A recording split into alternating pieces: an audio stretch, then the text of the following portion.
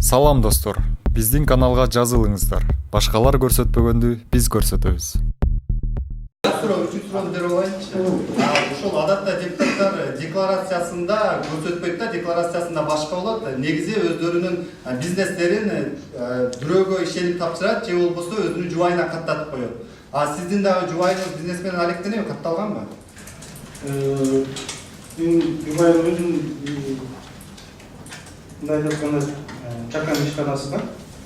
Бирок чакан чоң айта албайм. Ал көрсөтүлгөн жеке болгон өзүбүзгө мүлүк эмне тийиштүү болсо баардык нерсе декларацияда көрсөтүлгөн. Керек болсо ачык көрө алсаңыздар болот. Чакан эмес, чакан эмес, ал дары-дармектерди дүңүнөн сатуу боюнча алектенет экен Альбиофарм компаниясы. Алина Шубекова сиздин жубайыңызга кантпырабы? Чакан ишкан эми оборотун деле карап койсоңуз, ошону айтып койсоңуз оборот канча дейт. Мен ошол үчүн чакан деп атам да. Бирок бүгүнкү күндө токтотуп койду, чынын айтайын. Ушундай сөздөрдөн алыс болсун деп токтотуп койду. Юридикалык жакта турат го. Юридикалык жагынан турат, бирок аны эми жаап коюштун деле кажети жок, бирок ишин токтотту да, ушундай сөздөргө алыс болобу, ушундай ушактардан алыс болобу. Жогорку Кеңештин трибунасында ушу Матраимовдордун үй бүлөсү жөнүндө айтып, алар кыргыз элине кызмат кылып аткан үй бүлө деп айттыңыз. Бирок өзүңүз көрүп аткандай, азыр абал, кырдаал мындай чагылгандай эле тез алмашып атат. Алмазбек Атамбаев деле өзү ушундай кырдаалга туш болуп каларын билген эмес. Эртең сиз дагы кызматтан кетесиз, кырдаал алмашат. Матраимовдордун үй бүлөсү мынтип өлкөнү көпкө чейин кычып тура албайт да. Эртең башка бийлик келип, Матраимовдорду бир жоопкерчиликке тартуу маселеси келсе, сиз өзүңүздүн моралдык жоопкерчилигиңди сезесизби? Алар күнөөлүү деп табылса. Мен биринчи таза иштесем, мамлекет үчүн эч нерседен коркуп коюшум керек. Мен эртең бүгүн кетем, эртең кетем эч нерседен коркуп коюшум керек. Бирок мен ошого эркин жеткен үчүн ушу төрагалыкка киргем. Матраимовдордун үй бүлөсү боюнча мен эми маалымат бербей эле койдум, уккансыздар, эмне себептен барганын, кандай жол менен барганын, эмнеси үчүн сүйлөгөн. Ал баардыгына белгилүү. Бирок мен бир нерсени түшүнбөйм да. Сиздер ошону берип койсоңуздар ушул вопросту. Же сиздердин эсиңиздерде болбосо мен эскертип кетейин. Мына өзүңүз козгоп калдыңыз.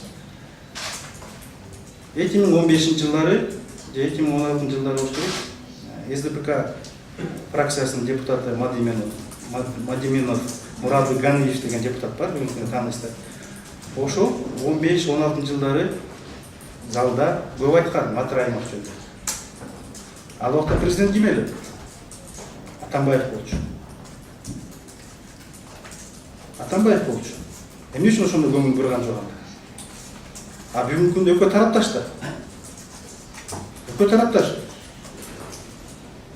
Эмне үчүн ошондо Алмазбек Шарченович ошо өзүнүн жакын тарапташы микрофонго чыгып айтып атканда коррупция бар экен таможняда, мунун үстүндө Матраимов турат экен дегенде көңүл бурган эмес да. Мага да ошо кызык да. Эмне үчүн көңүл бурган? Бирок экөө бүгүнкү күндө мындайча айтканда бир фронтто да. Анда кантип келишип атат анда? Анда ошону сурап койсун Мурат Ганиевич. Алмазбек, мен сизге айтпадым эле 16-15 президент болуп турганда. Жамал билбей калыптырмын азыр, адаштым деп атпайбы? Мен айтып атам. Сиз дагы билбей калсаңыз адашып калсаңыз дейм. Эми айтып атам. Мен өзүмдүн айткан сөздөрүмө жооп берем. Моралдык укугумду мен качан алам? Эгерде сот далилдесе, кылмыштык ишиге, укук коргоо органдары далилдесе, ошонун катнаштыгы бар экен деп. Мен анда өзүмдүн сөзүмдө ошондо айтам. Бирок мен арге барганым, менин кесиптешим Искендер Исмаилович, биздин кесиптешибиз, депутатыбыз, ошонун чакыруунда бардым. Мен 2 жылдан бери барам. Ал жердеги 40 миңге жакын элдин ошол жерде кол чабып, ошолордун үй бүлөсүнө жакшы сөз айтып атканына мен соттанганмын. Мен алардын каражат кайдан келип тапканын менин укугумда жок изилдегенде, кызыктар да эмесмин. Болчумун. Мен ошо элдин ошол жерде айтылган ошо үй бүлөгө алкышына гана мен келип туруп парламенттен жооп бердим. Алмаз Шарченович өзү Ойтоштагы үйүнө жатып алып, штаб түзүп алып, мындайча айтканда, штаб түзүп алып, өзү билбейм эмне кылып атат, бир Кыргызстанда чоң кырдаал болуп атат деп, мен угушуна караганда маалыматка жеткенде эле сеткаларды тосуп алып, окопторду касып алыптыр деп атат, мен оружием бар деп атат, элди чакырып атат. Мен эмне дейм? Жок, Алмаз Шарченович, антпеңиз деп айта албайм да. Аны укуктук баа берет өзү.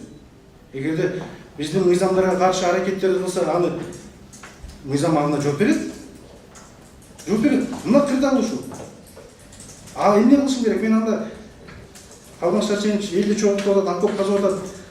Башкы прокурор ишти токтотуңуз, же болбосо ички иштер министри ишти токтотуңуз, ал жакка барбаш керек, ал каалаганын кылыш керек деп айтышым керекпи? Ошондо кырдаал токтолобу сиздерче?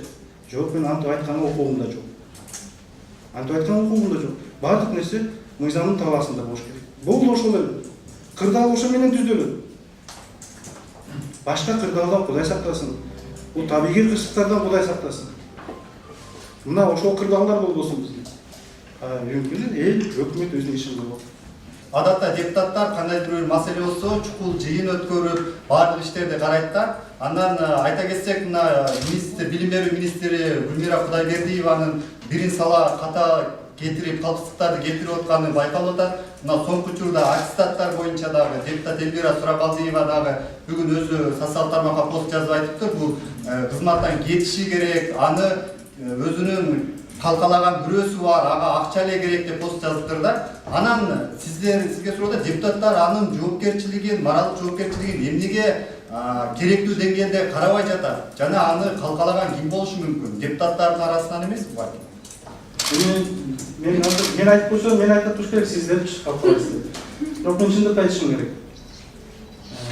Эгерде ошондой кемчиликтер болсо, өкмөткө биз сунуштайбыз. Өкмөттүн өзүнүн жыйыны бар, өкмөт өзү баа берет. Бирок депутаттар айтып турабыз кемчиликтерин. Бирок ал министрдин да бүгүнкү кылып аткан жакшы иштери бар. Мисалы, Бишкекти алып карасаңыздар, жанагы мектептерге балдарды киргизиш үчүн электронный кылбады, өтө жакшы болду. Мен өзүм ошону текшертип көрдүм туугандаргачы. Мен ойлогом башында бул мындай эле формально создавать этип койду, искусственно создавать этип койду го деп, бирок иштетип көрсөк иштеди.